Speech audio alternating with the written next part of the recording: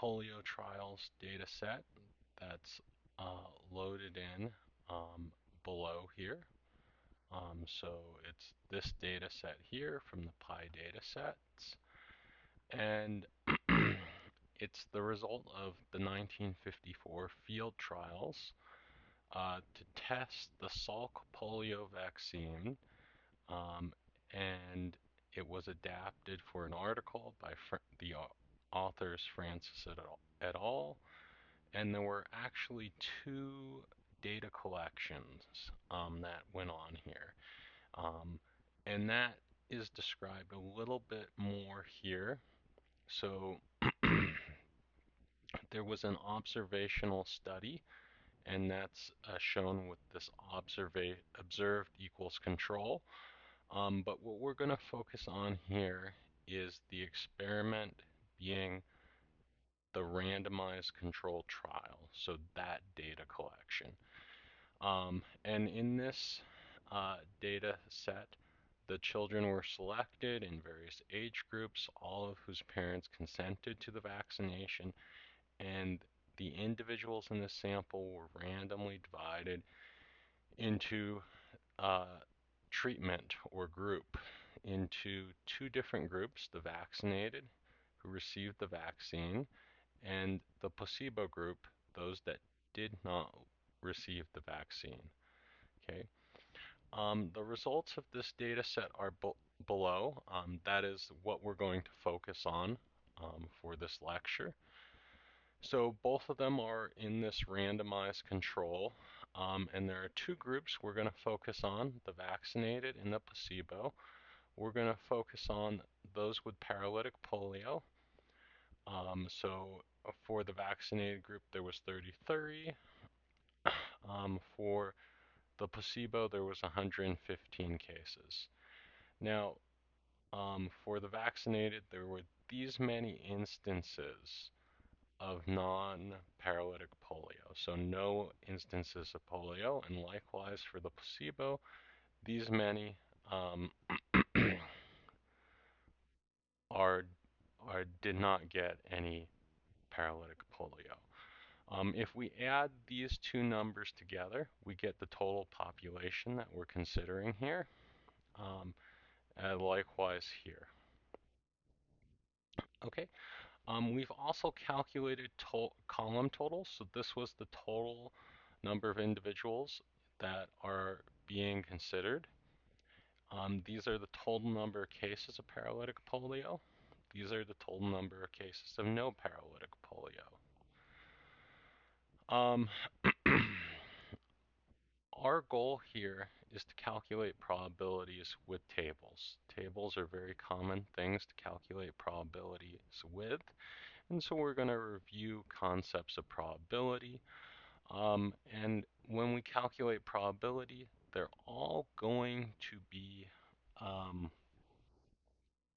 using the uh, observed probability formula rather than the theoretical probability formula.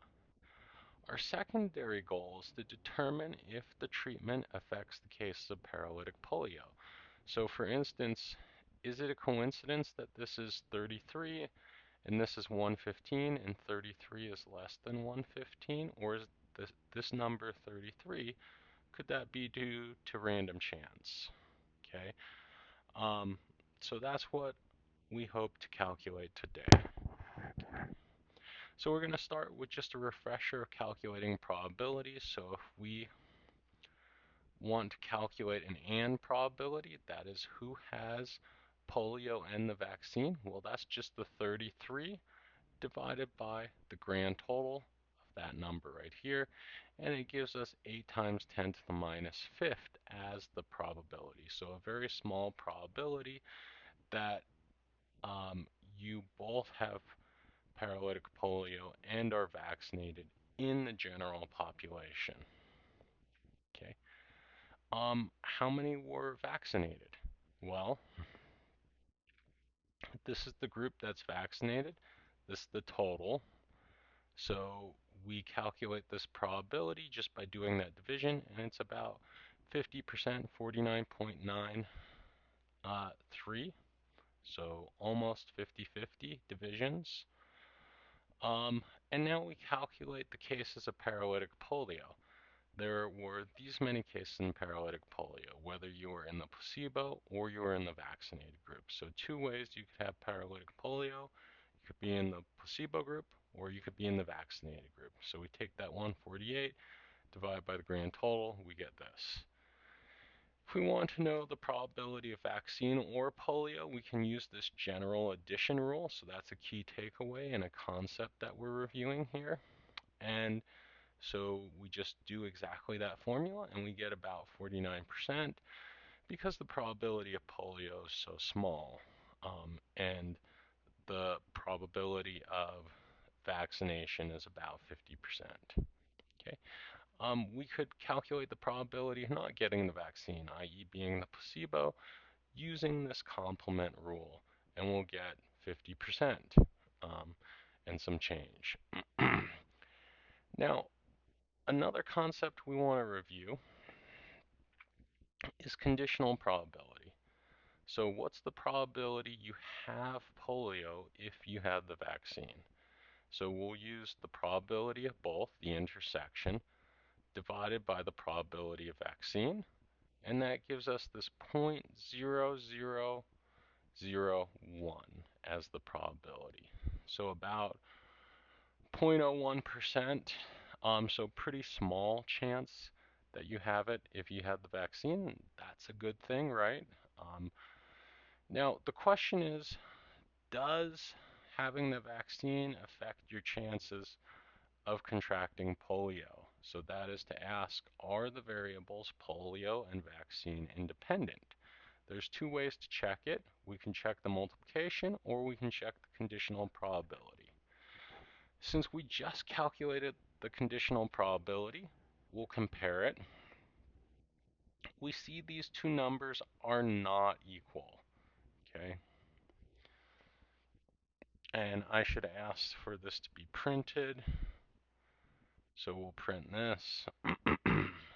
So you can see that they're not equal, okay? And one is for the general population, the probability of polio is 0.03% as compared to if you had the vaccine, it's 0.01. So it looks like it goes down from the general population. That's indicating that the vaccine had an effect. Okay. The other thing is if we were to ask this equality, it doesn't appear that the equality is equal. One is 3 times bigger. And so it's probably not due to random chance. Remember, our data is random. It's collected from data, which is random.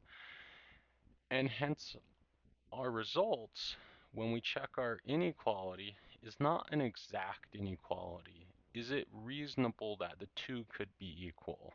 So that would be like the null hypothesis. The alternative hypothesis is that they're not equal. And so it doesn't appear that they're equal, and it doesn't appear to be due to random chance because one is 3 times bigger, and that's quite a bit bigger. But we really do want to quantify that in a stronger way later in this course. Okay. We could also use this first formula and to check for independence.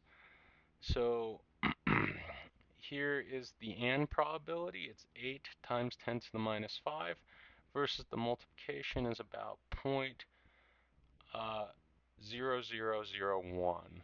So they're quite different, it appears. Okay, and again, you could ask, could they be equal, or is the difference due to random chance? Okay. Now, if we wanted to see what our chances of polio were compared to the placebo group, we can calculate that conditional probability, and it's 0.0005, about 0.05%.